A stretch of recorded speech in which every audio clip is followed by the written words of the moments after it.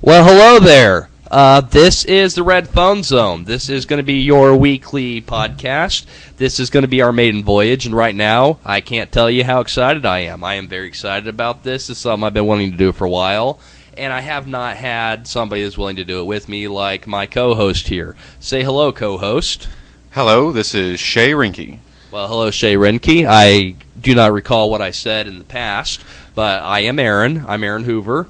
And we are starting up this podcast today. Something that I'm going to have to ask is, we're going to have to ask if anybody does end up listening to this to allow us a little bit of room for learning. I haven't done anything like this, and we're just going to go ahead and jump on into it as if it's the way that we're going to be doing it. So we're working on it right now. Shay's setting up everything. But yeah, RedPhoneZone.com. It's going to be our weekly podcast where we hope to talk about comic books, movies, things like video games. We're going to occasionally throw in the occasional tabletop game, and it's going to be good. Okay, Shay, how does that sound to you? Sounds like a lot of fun. It does. It really does sound like a lot of fun. Although I do doubt that we're ever going to really get any listeners, at least at this point. But I hope that as we do this, maybe before we start picking up listeners, that we figure out what we're doing a little bit more. So here's to that. Practice makes perfect. Practice makes perfect. Okay.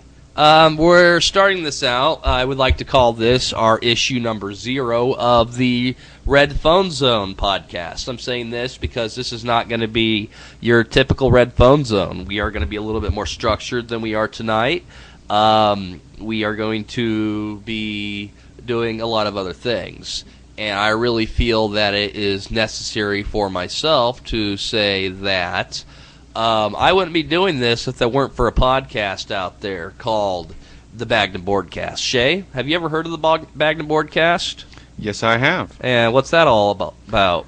Bagged and Board comic books. It is a very good. It's a very good podcast. It's something that I just started listening to. I was listening to another podcast that had a very similar name, and I just found it when I was doing a search, and I discovered that there's this other one, so I listened to it to see if it was similar, and it was similar, but it was better. I mean, we had 4 gentlemen on it that were actually mature, and they weren't sounding like a bunch of little whiny kids, and it was interesting.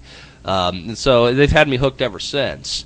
And I just feel like when I listen to it, that sounded like the conversations that go on in my very living room, when I'm out at the coffee shop, when I am just out and about, and yet these people saw the wisdom in going ahead and recording that and making it available. And I enjoy it.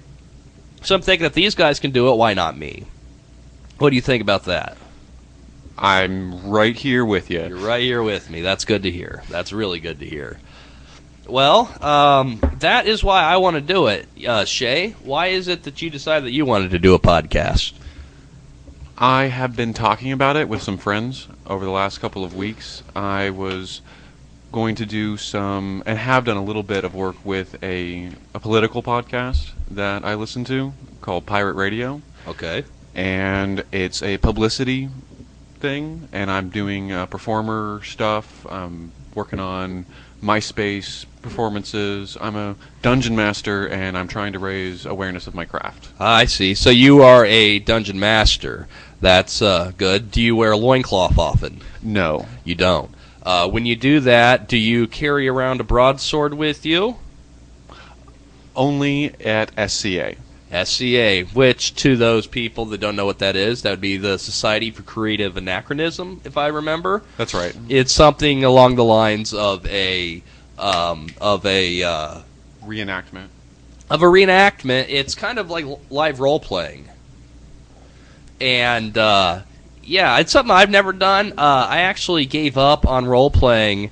I am about 150 years old. I gave up on it, but you know, it's something that I'm not going to begrudge somebody for liking. It's not my kind of thing. I've been out of it for like 100 years, like I said, and it's something that, you know, I'm not begrudging, but why don't you explain that to people, Mr. Shea? Well, role-playing is something that you have to do with people that you like to spend time with, because it does take several hours to do anything. And like the SCA specifically is oftentimes like more of a camping trip in costume. Okay. So if you're not having fun with the people that you're playing with, you're not going to have fun playing. I see. And that's really, that's really the thing. Like, I think that you probably were just not having as much fun with the group that you're playing with, and I'm probably going to try and talk you into playing games with me every once in a while. So you want to smack me in the head with PVC swords, is what you're saying to me. But it's fun. But I like my head, and I really don't want it to be, smashed in the face. You're not allowed to hit people in the head. Oh, well, if that's the case, then that's something that's pretty good. Okay, so that's why you're wanting to do this. It sounds a little bit more... It sounds to me a little bit more political than what I'm used to. I mean, politics are for some people, and I'm not one of those people. Why is it about you that makes it more political? I am the de facto Pirate Party administrator for Kansas. A pirate? That's right, we're the Pirate Party. Do you wear? I mean, I'm looking at you right now. I see glasses, but I don't see an eye patch. Well, I believe that pirate really kind of describes America. We overthrew a king to take our own, to become kings of our own castles. Well, what about on the idea that I didn't do that and my people didn't even do that? Well, I think that the name honors our heritage in a large way. Oh, okay, that's good. But see, I'm Scottish, and we came over here because the potatoes were dying. On boats? Boats. Came over here on boats, and we don't like that. Pirates had boats. Pirates did indeed have boats. So I think maybe that you're being a little bit smarter about this than I am, at least in terms of what makes for a good political party. See, I'm just not political because I find it despicable. Well, that's why you're not supposed to talk about politics and religion in polite company. Okay, well, there's nothing polite about either. Okay, yeah, so like I said, Bagged and Boardcast, good stuff. Check it out. They typically record every Thursday night, and that's something that I've been doing for a while, is listening to every Thursday night. I did get Mr. Shea turned on to it, and we are actually going to listen to it this night, and this is what we're going to do tonight, but it turns out they're not going to be doing it till Monday. So I went ahead and started up. I decided to do this. Like I said, please don't judge us off of this first one. This is not how it's doing. We're just testing out our equipment and just seeing how our voices do, seeing how many bottles of water we need to keep at the table and things of that matter. I think we're pretty well stocked on beer, actually. Well, beer does seem to dry your throat out a little bit.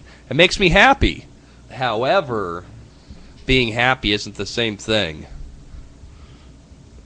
as having a nice wet throat. Wow. Dead air.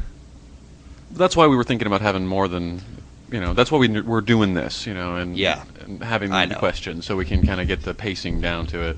Yeah, right now, like I said, it's inaugural, so that's what we're going to be doing, is we're just testing out how this works.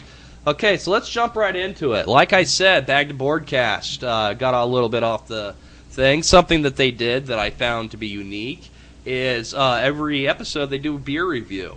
So we're going to be kicking off our beer review right now with something that's a little bit homegrown.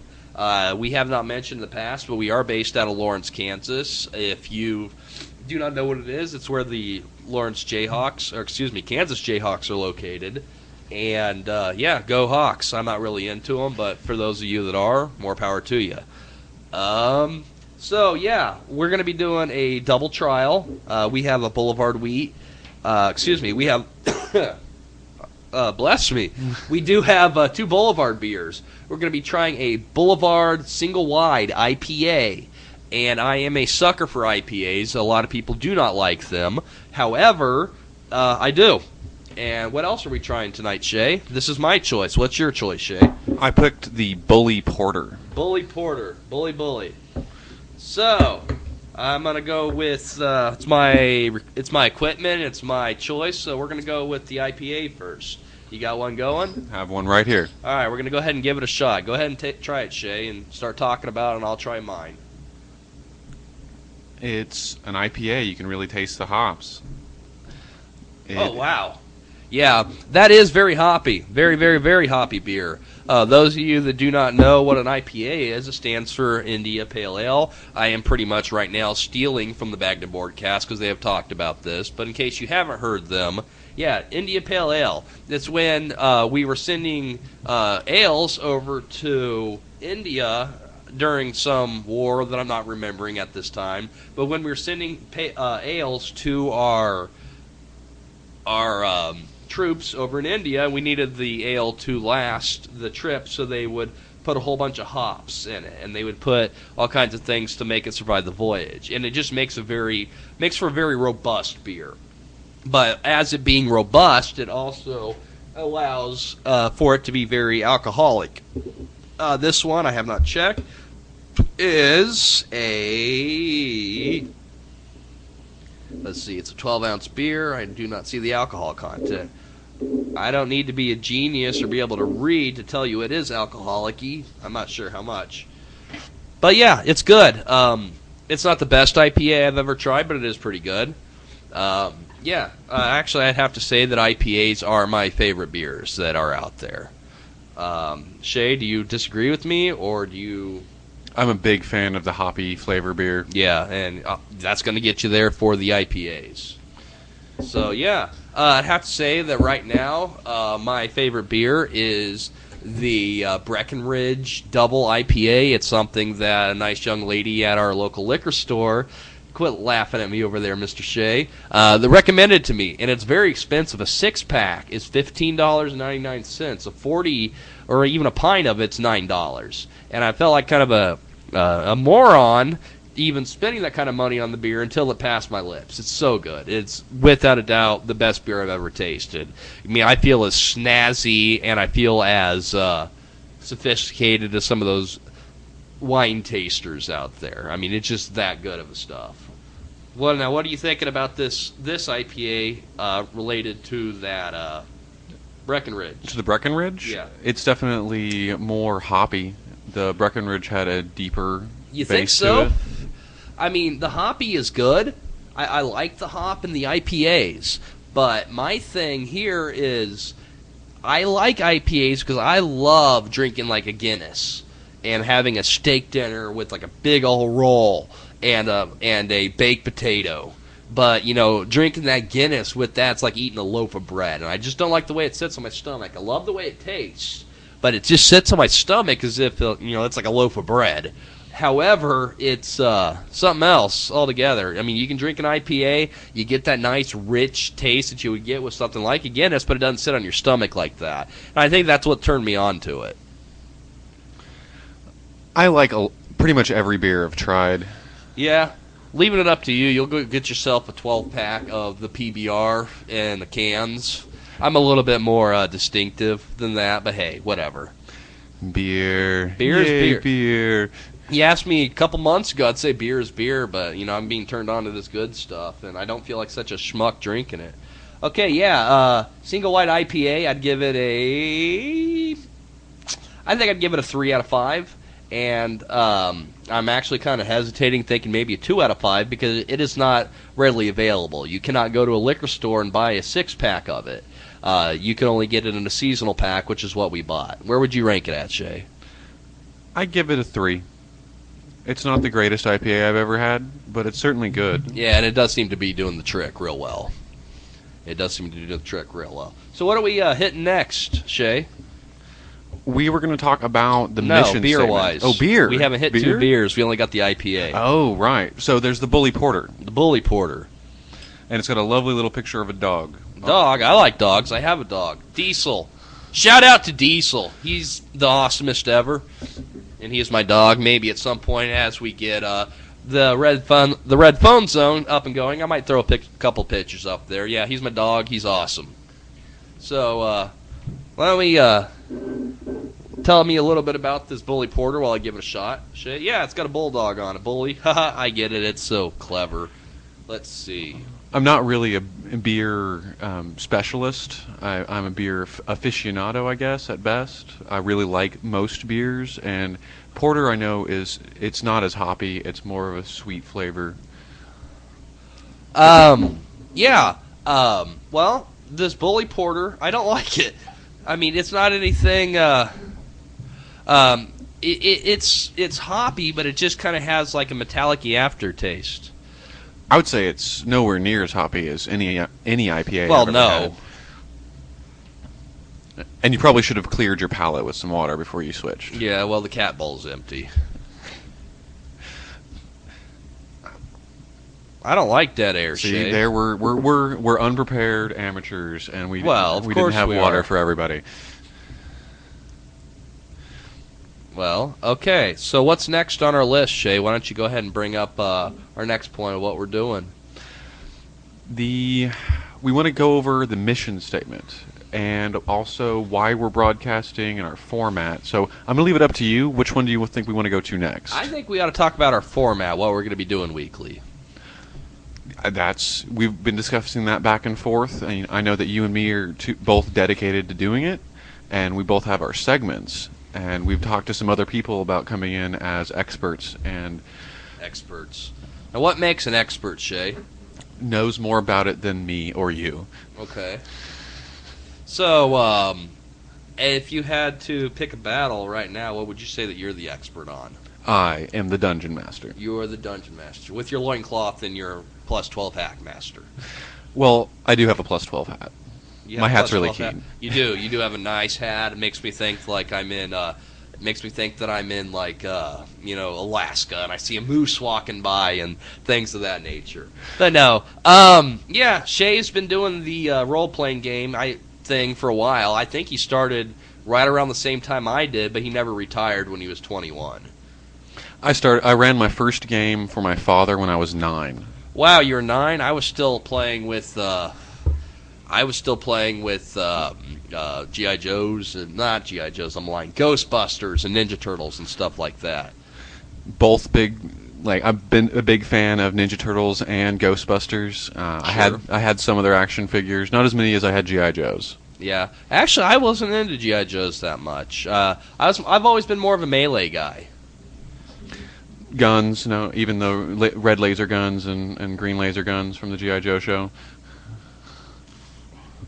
I'm a big fan of military to a certain extent. Well, I like swords. Yeah, I mean, I'm a big fan of kill shit with swords movies. I always felt those were pretty fun. I am actually a swordsman. Are you now? Not a master swordsman by any means, Well. but I know how to swing at a couple of different angles and fight with foam weapons. We call it light fighting out in the SCA. SCA. Okay. That sounds fun. The nice thing about the foam fighting in the SCA is you don't have to be nearly as careful. Yeah. You're not allowed to hit people in the head, but you don't have to be in a cordoned-off area with rules and a warden watching over every fight like you would with a real, what they call live steel or heavy fighting. Okay. Have you ever had a PVC sword, padded sword broken over your head? I had a slip of the foam weapon hit me in the nose and actually give me a nosebleed. Aw. What'd you do about that? I spit it out and kept fighting. Oh, so you didn't cry? Well, there might have been tears, but Okay, because I might have had to have thrown a sapphire ring your way had you done that. I can't wear a star sapphire ring. I'm not a girl. Why's that? I'm not a girl. So what? Still makes you a wussy. I have a blue hope ring, and that's the one I want. So what am I talking about with this whole star sapphire rings? I mean, I don't know what I'm talking about. And apparently we have 2 viewers, and why don't we explain for those viewers what you even mean by a star sapphire ring and a blue hope ring? What is this crazy mumbo-jumbo that you're talking about? It is the biggest thing going on in the DC universe right now. What's that? What's the DC universe? It's a publishing house that produces Superman and Batman. Wow, like the superheroes? You've probably seen some movies. I have. I recall something about nipples on a Batman suit. Yep. What was that? Joel Siegel? Joel Schumacher. Joel Schumacher. Yeah, there has actually been Well, why don't we say since 1989, there's been a total of 6 Batman movies. We started off with Tim Burton's Batman in 1989, starring Michael Keaton and Jack Nicholson as Bruce Wayne / Batman / the Joker, respectively. A lot of people liked that movie. I don't really... Do you think we ought to talk about those movies now? We've never really discussed that with our other parties. I think that might be a really good topic. It's a perfectly valid topic. Okay, so Shay, why don't we say we got Batman, we got Batman Returns, we got Batman Forever, we got Batman and Robin, we got Batman Begins, and we've got The Dark Knight. Rank those in order of what you like best to what you like least. I liked Batman Begins because I think it took the concept the most seriously. I haven't watched Dark Knight more than once, and you call yourself a comic book fan. You know, I make a point to see him at least once if I can, but then I end up watching movies and not paying close attention to them and having to watch them a couple of times to really absorb them. You know, I'm sure that the people who make the movies wish that everybody walked in was immediately absorbed into their creation instantaneously, but I appreciate watching movies several times. Sure. And catching little bits and pieces over and over again and that kind of thing is something I enjoy doing. Okay, so you're saying you like Batman Begins Batman Returns the best. No, Batman Begins. Okay, you like Batman Begins the worst? I asked you to go from worst to best. Oh, you did? Yes. Wow, you did say that, didn't you? I did. And we can go ahead and rewind this if you don't believe me. Nope. I believe that that's what you requested. So Batman Begins is the last one on my worst to best list. Okay, so you like Batman Begins the best. Right. Okay. The Batman and Robin is my least favorite, and that's because... Why is that, Shay? That's because I didn't like the way they handled the concepts. I was not a huge fan of the original 70s show. Sure. 60s, but okay. You're talking Adam West, Burt Ward with the pow zap boom. Yeah, and I think those guys did a great job on the show. It was really fun. I just think of The Dark Knight and Batman and Bruce Wayne as being a very serious story. Yeah. I mean, but at the same time, I mean, there is a way of approaching those serious stories and not have them being macabre. They can still have some fun in them. Oh yeah, I mean I had fun watching them, but they're still going to be my least favorite aspect of one of my favorite superheroes. Sure. Okay, so that means that Batman and Robin's your least favorite. What is your next least favorite? The other Schumacher one. Batman Forever. You're referring to the one starring Val Kilmer as Batman, Chris O'Donnell as Robin, Jim Carrey as the Riddler, and Tommy Lee Jones as Two-Face. What is it about that movie that makes it fall so far onto your list? You know, actually, I got those mixed up. I thought that Val Kilmer was in Batman and Robin. That was George Clooney. Which actually, in my opinion, George Clooney was the best cast Batman. However, he was up there with the worst directed. I think that Clooney could have pulled off a very, very good Batman, but in terms of what we got in The Dark Knight, he did what he was directed. You know, George Clooney is an Academy Award-winning actor, rightfully so. He's a talented director, and I think that had we been under a different direction with that movie, we would have got a much more dark and brooding Batman. I can't agree with what you said more. Yeah, because I know what I'm talking about. Yes, you do. I do. So, would that mean that your second to least favorite would be which? Batman Begins, I think. Batman Begins? The one with Christian Bale? No, Batman Returns. Batman Returns. Okay, now you're referring to the second Tim Burton installment, which had Michael Keaton as Batman Bruce Wayne again, and then we had Mr. Danny DeVito as Oswald Cobblepot, or as he's more commonly known, the Penguin.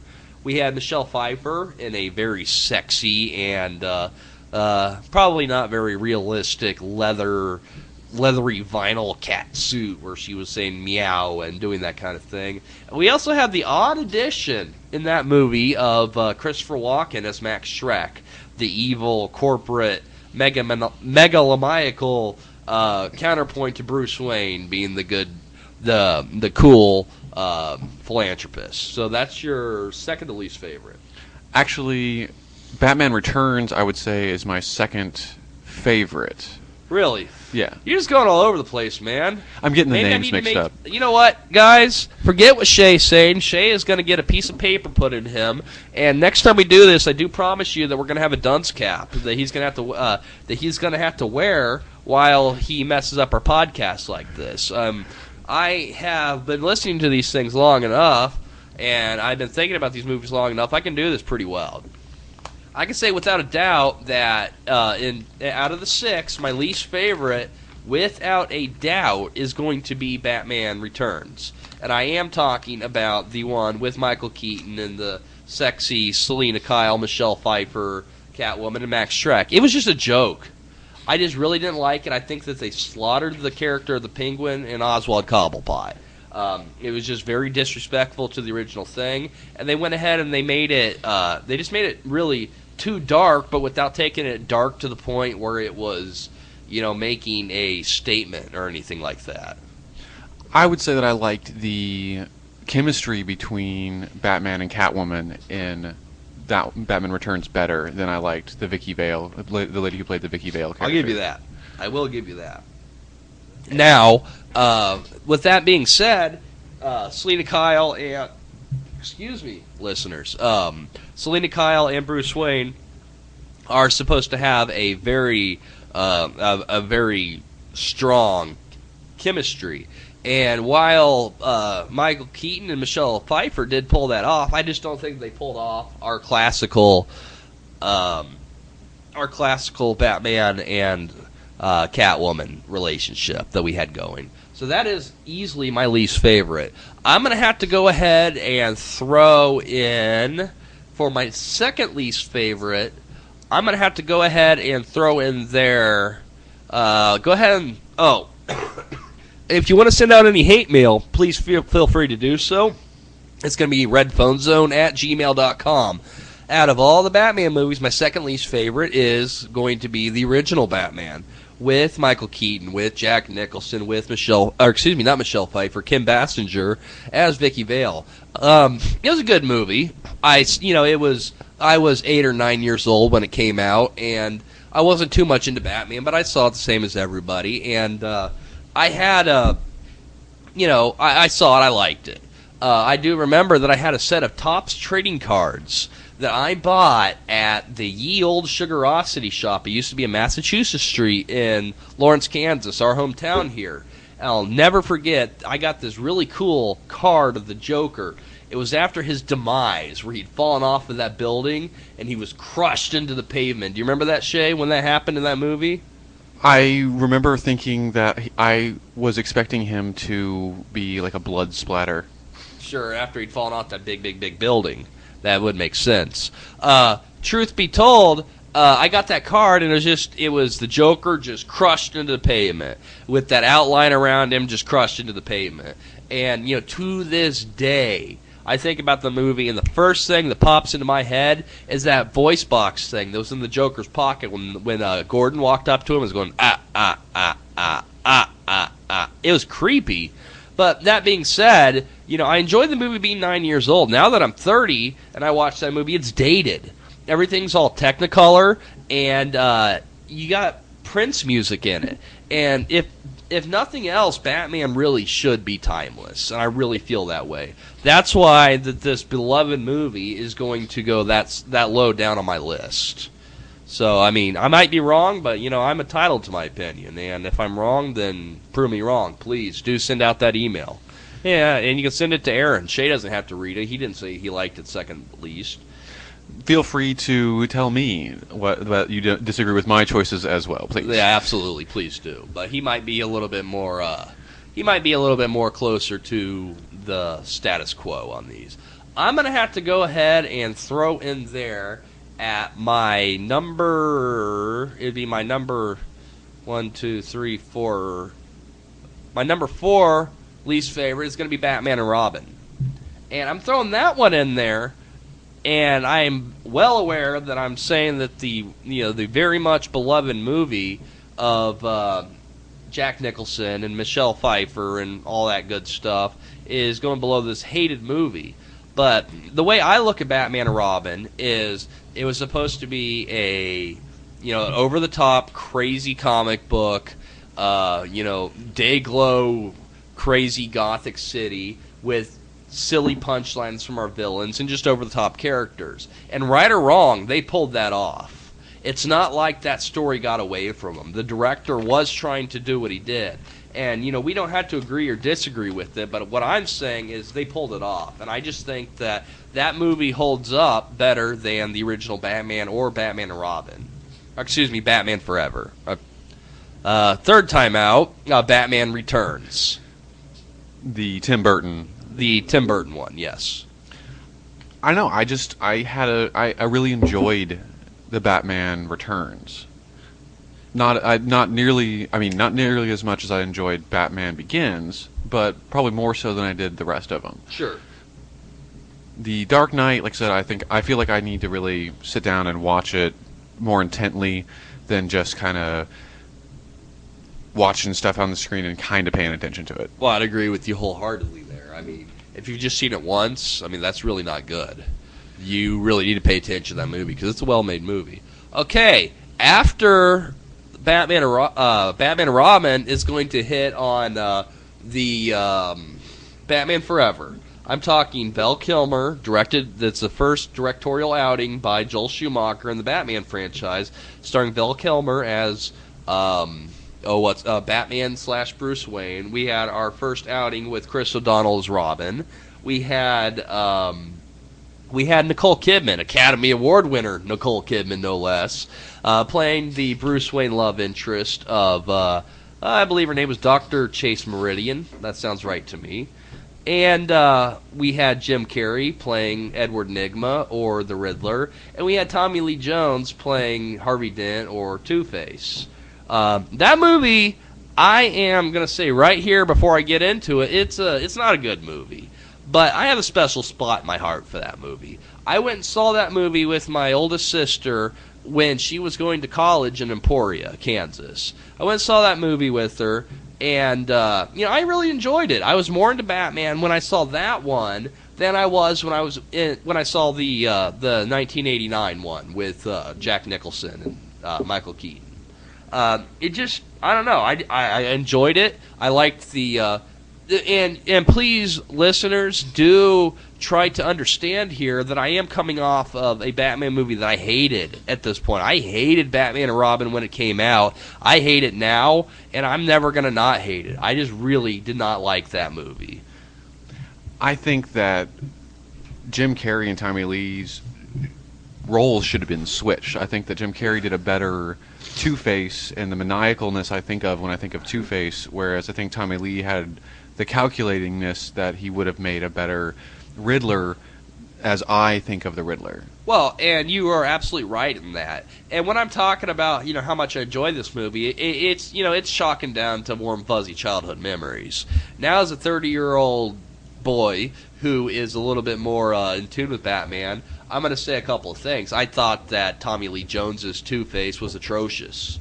I mean, he was never, he was never acting conflicted.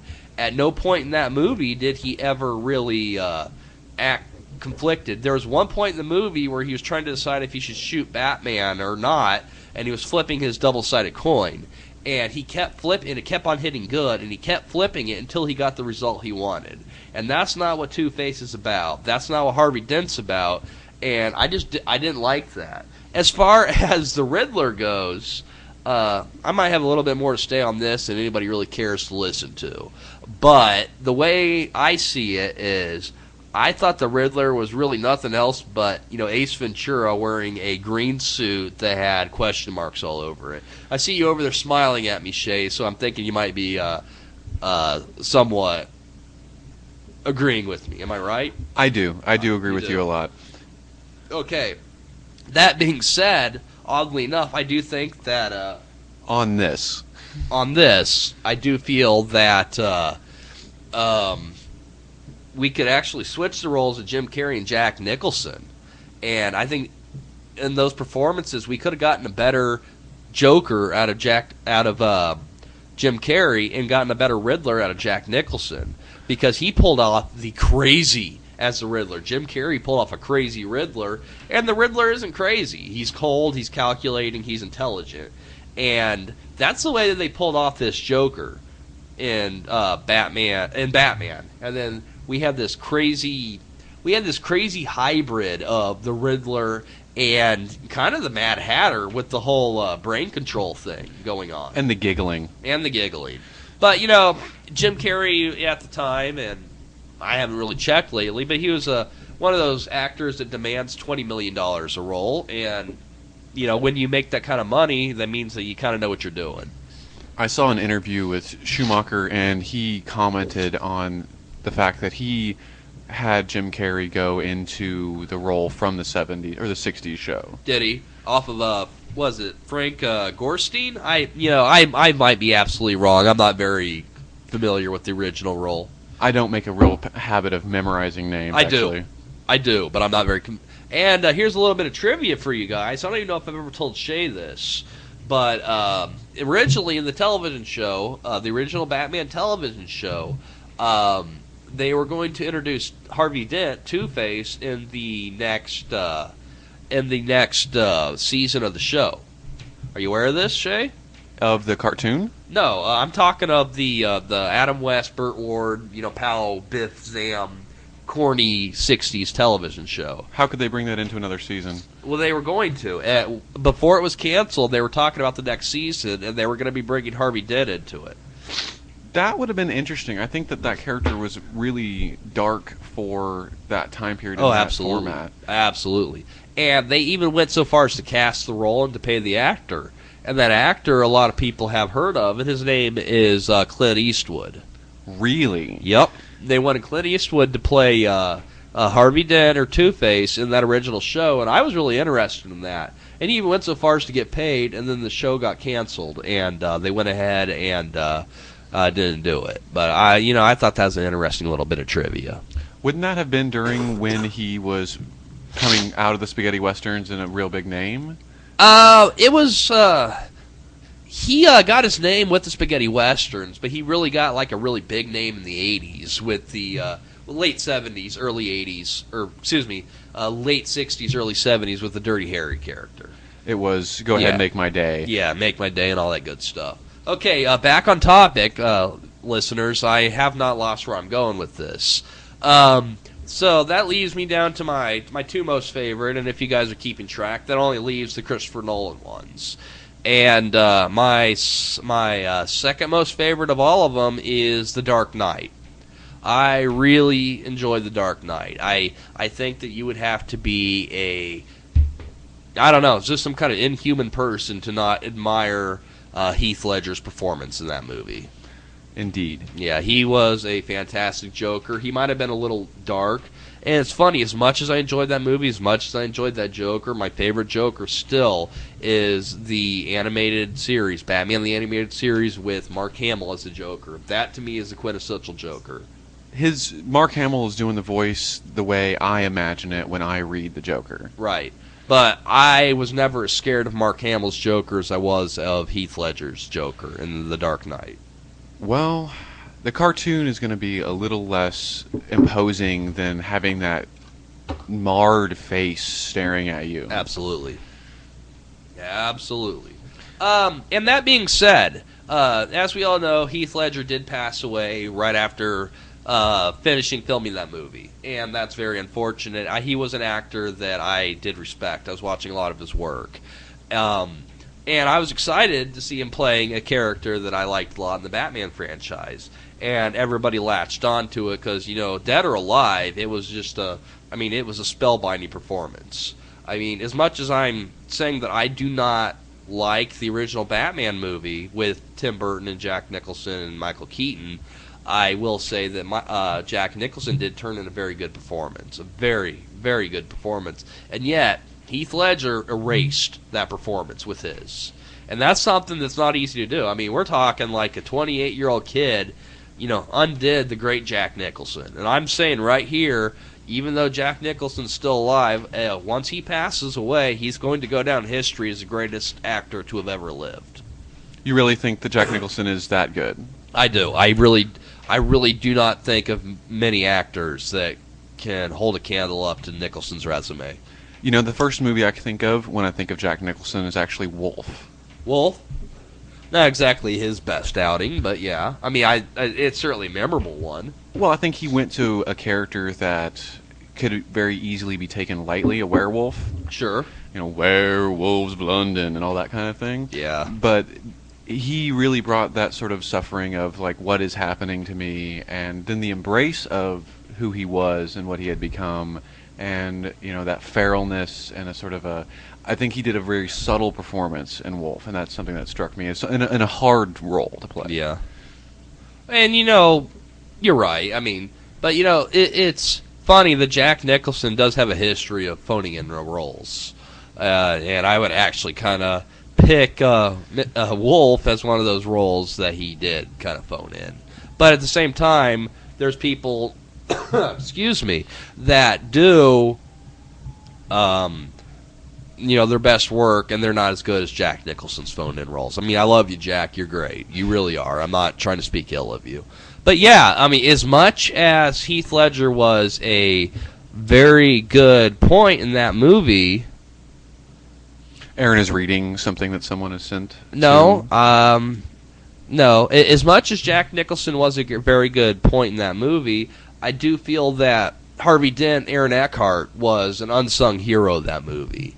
I just loved Two-Face in The Dark Knight. He was phenomenal. Phenomenal.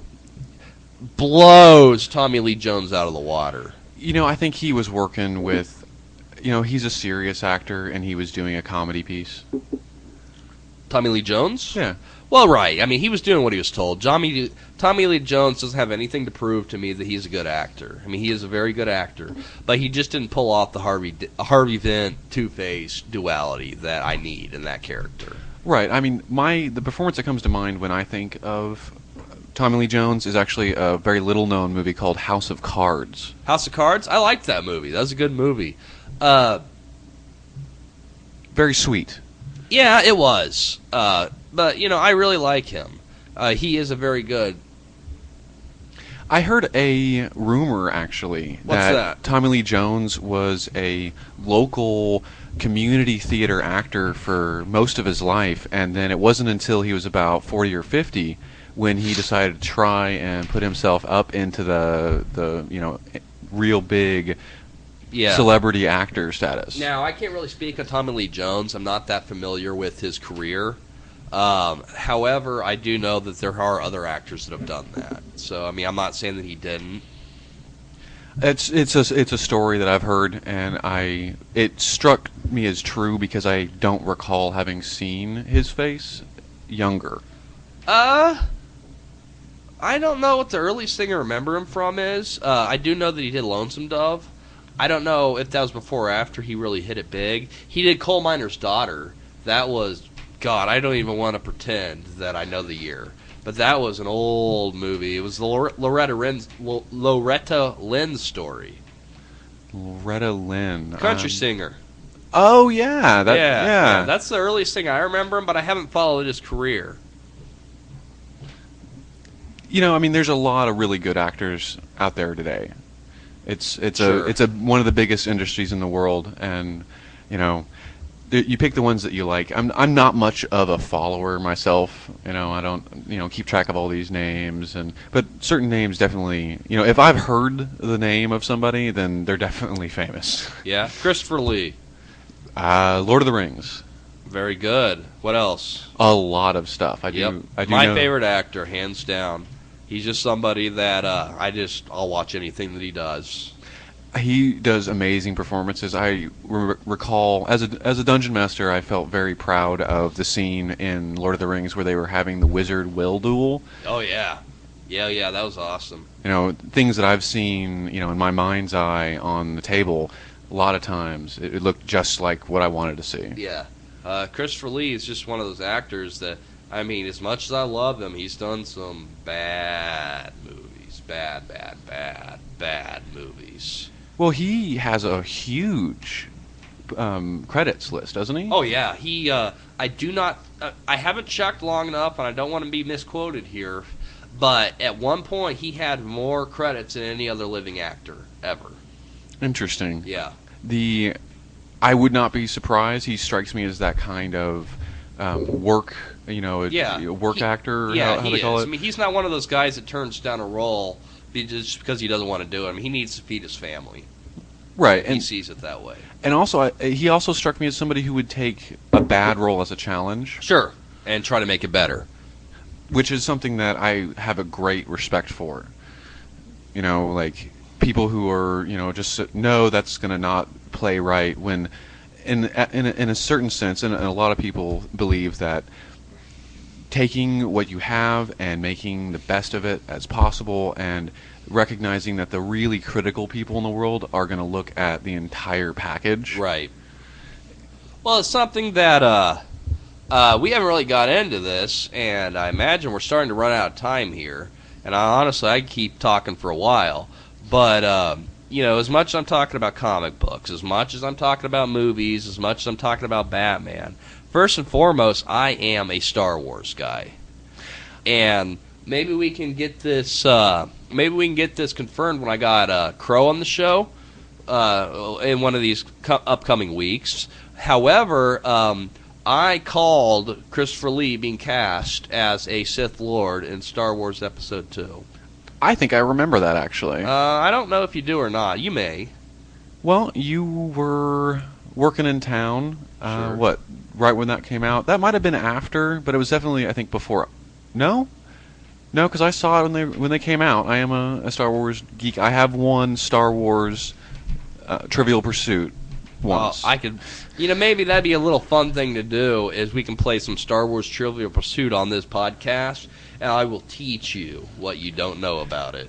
I don't think people want to watch us play or listen to us play Trivial Pursuit. It'd be kind of funny. It'd make me feel good as a person because I know Star Wars really well. We could do stuff like that. Maybe.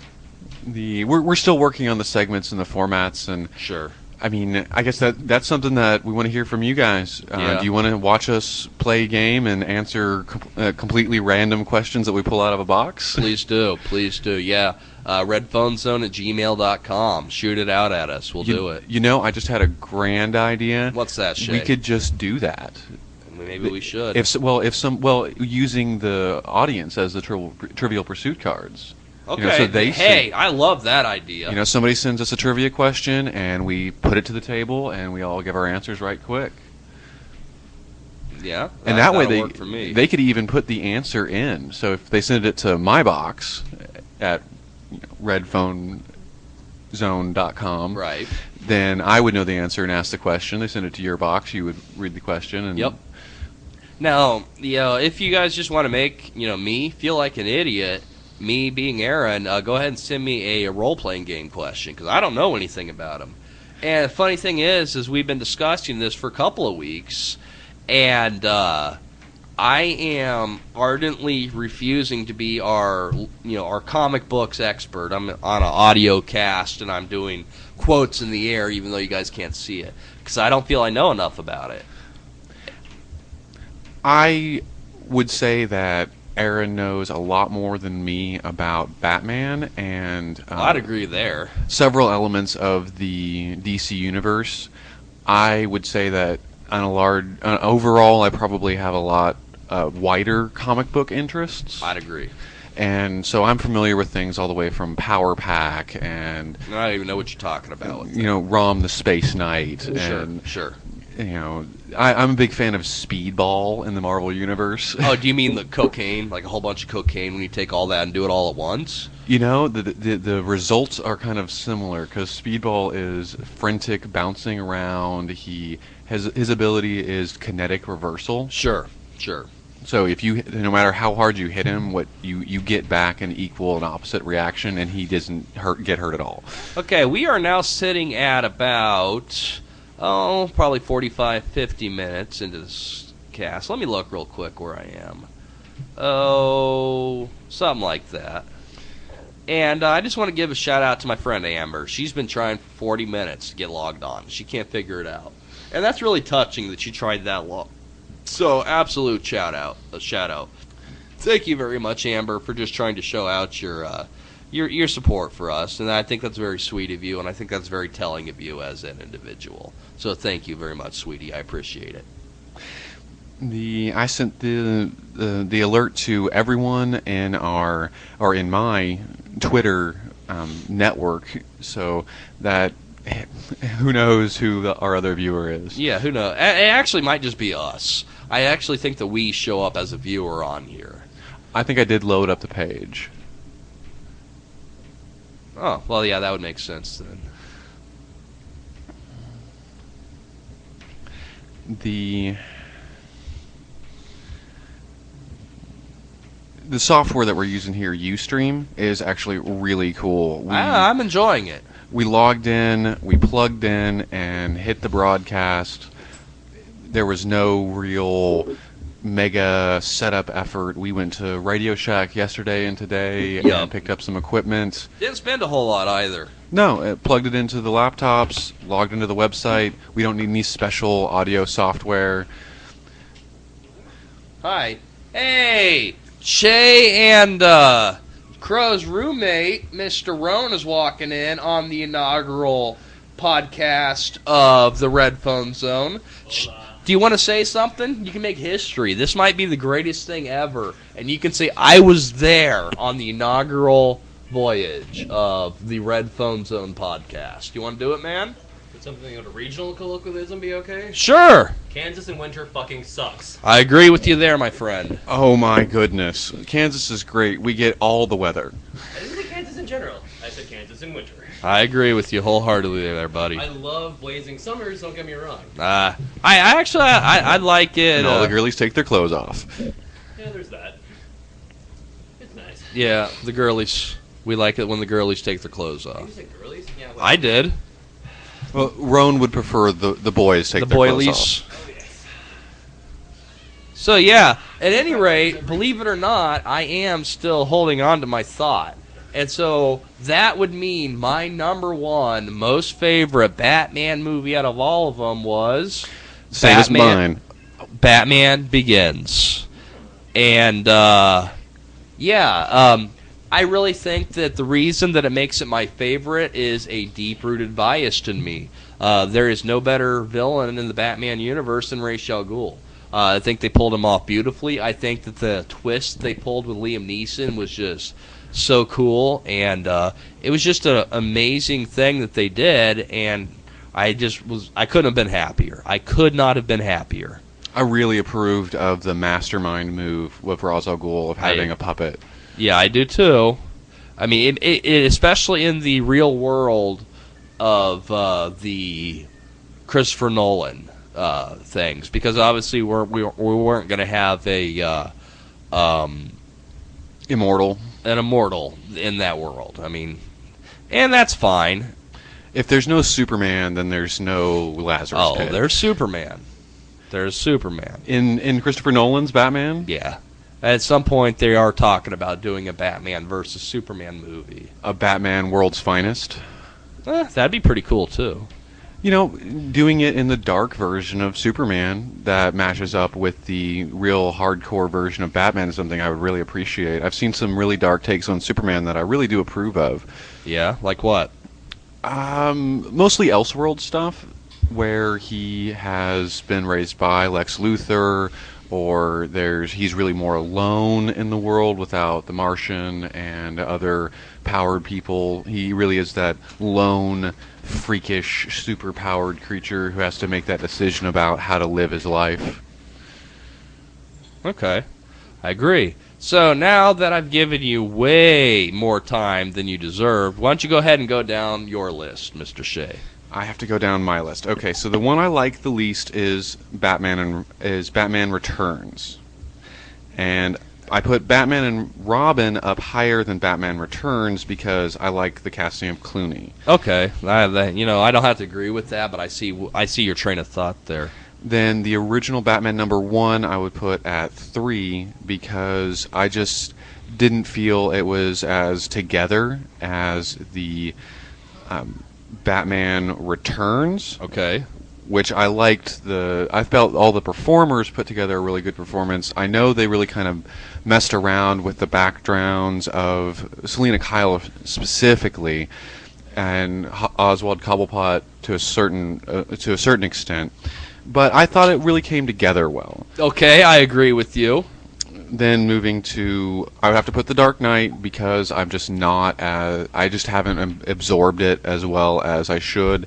And then that leaves... This is completely off topic, but she's earned it. I just want to say over this podcast, or when she listens to it, Amber is a very sexy woman. Very sexy woman. I was talking to her earlier, and she has this beautiful voice. She does have a beautiful voice, but I'm looking at beautiful photos now. Beautiful woman, and I'm very proud to know her. Aaron, are you looking at porn on the internet? I'm not looking at porn, but I'm looking at very tasteful, beautiful photographs of this woman. Is this our mission statement? By God, it should be if it isn't. My Lord, she's beautiful. It's so beautiful, I ain't showing you. What? That's not fair. I'm sorry. You're just going to have to live with a life that isn't fair then. Well, life isn't fair. No. And I'm not willing to share that. Dead air. Dead air, and it earned it. Well, we're playing around. We're catching our timing back and forth. We have completely gone off the mission statement, segment review. We did get to the beer topic, which was on the list. We like beer. Yay, beer. Yeah, yay, beer. So, what do you think of this whole thing so far, Shay? I really enjoy it. It reminds me of running a game. Well, I mean, I like it, the fact that, it actually feels like we're doing something constructive. I spend all my time trying to do something, whether it's for my political party or for my games that I create or for the books that I'm trying to write as part of being a Dungeon Master, which is sort of a hack process for me because I'm more of a live performance kind of guy, so I spend a lot of time editing and going back over elements. So I hack my way through writing as I'm familiar with story construction. Okay. So I spend... right now I'm writing a blog on shay.hardestlevel.com about BioShock because I think it's a popular concept right now. So, I'm always doing something somewhere, just whether or not you know about it. I imagine you are. I don't hold your leash. It's one of those things where I just got a columnist position with a website called eyeofthevortex.com.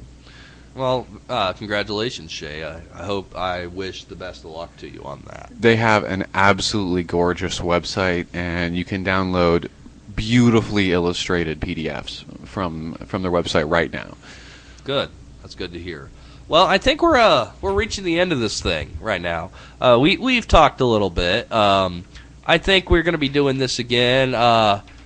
Please keep an eye out on our Twitter, or you can do anything like that. I think we're going to be broadcasting maybe next Wednesday. I like Wednesday. I like Wednesdays as well, and maybe we can talk about the comic books that come out. So it's a good poll day. It's we might be able to do this. We might try doing this down at the Super Nerd Night. That'd be good. What's that? It's a nerd festival down in downtown Lawrence that I'm good friends with the guys who are putting it on. I'm actually trying to organize a Wizards Live play event at Jackpot, which is the name of the bar. Sure. And there's a video game tournament, there is a magic tournament, there's an art contest, and all of these contests are for magic cards, bragging rights, and we give, I think they were getting beer tickets. Awesome. I like beer. Yeah, it's something it just started maybe 6 months ago, and it's been done 5 times, I believe. There was the KU game sort of overrode the Super Nerd Night, and that provoked it to be moved from Monday night, the last Monday of every month, to the last Wednesday of every month. Sure. And it's something that may move around a little bit. It's not as brand new as we are, but it's definitely something that they're getting rolling. That's good. We always need new things, otherwise nothing's never going to be worthwhile. Well, we need to get nerds out of their living rooms and interacting with each other because there's so many of them. They should see each other. Sure. Yeah. So, Shay, tell me about this show we're going to be having next week. Are we going to do our segments, or are we going to... We're doing our segments. We're Tell gonna me do our all segments. about that so I can pay attention. Well, the segments that we have theorized are... You are going to run the casting, where we pick a comic book and choose some actors that we believe should take the roles as some of the major characters. That sounds like a lot of fun. What book's going to be our first? Are we going to reveal that information already? I think we should. All right, I think it's going to be Batman and Son. Wow, that's a good book. I'm looking forward to that one. You know, I really like the character of Damian Wayne. I think it adds to the mythos. I really do too. And I want to do what I call characterization, which is Okay. basically I pick a subject that everybody might have seen on TV, and I use a little bit of D&D lingo. Throwing some nerd shit into there. Yeah, give it a plus 12 and a minus Plus 12 2. Hackmaster. And now Crow is talking about doing video games and putting together a Sure, nice sure. little card. Sure. And hey, Roan. Were you thinking about doing the comic book? Possible. Yeah, That sounds have you good to put me. some thoughts into how your segment would work? I would probably rely on you guys for the new releases, but I would love to read them and let you know what I think. That sounds good to me. What about an idea? What about a mythos kind of explanation? That'd be fantastic. Letting people know some of the little details that maybe aren't well known in something that people are. They know the name, but they don't know the name of Thangar. Yeah, there you go. That'd be fantastic because I'm a little bit better at new releases, and it sounds like you might be able to get into the older releases better. I like the older releases. I also enjoy one-shots. Pretty nice, just the basics. One of my normals. We got a really nice library here in Lawrence. I picked up Marvel, I think 1604. I like 1602. 1602? That was good stuff. I like that. That was really good. I thought that was really well put together. I really like Nick Fury in that. Yeah. He was awesome in there. Still quite the Moore, as a matter of fact. Yeah, he really was. Yeah. I think that's an amazing choice.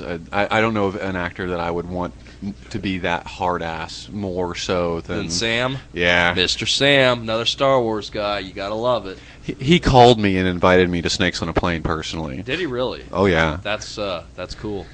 Well, hell. I hope you were there personally. So yeah, please be looking forward to this next week. I hope to God that we are going to be a little bit more organized, but like I asked, please do be a little bit more. Just be a little forgiving because we're just still figuring this out. No, don't be forgiving. Rip us a new one and make us answer for all of our crimes. Okay, fine, do that too. So this one is I'm going to go ahead and call our main voyage done. This is going to be Aaron signing out of the Red Phone Zone. Red Phone Zone. Cheers.